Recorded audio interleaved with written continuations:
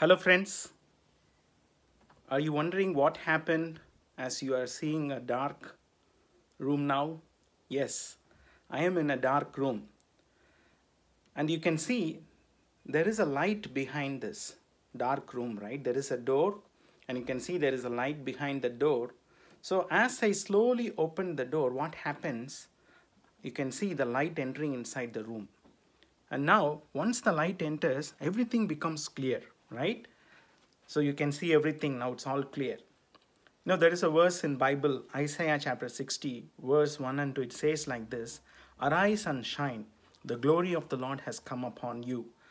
Even though the darkness will prevail upon the earth, but the glory of the Lord will come upon you, says the word of God. So arise and shine.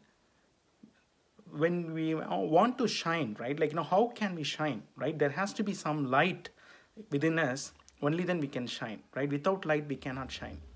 So Jesus Christ is that light. He is the light of the world, says the word of God. And he says in Revelation chapter 3, verse 20, Behold, I stand at the door and knock. If anyone hears my voice and opens the door, I will come and dine with him. So the door represents the door of our heart. So if we let Jesus to come inside of us, if we let Jesus to come inside of our heart, if we surrender our life to him, what happens? The light of the Lord does not only remove our darkness, but also it empowers us to shine for his glory, right? And that is when we will be like a shining light. We would be able to reflect God's light upon others.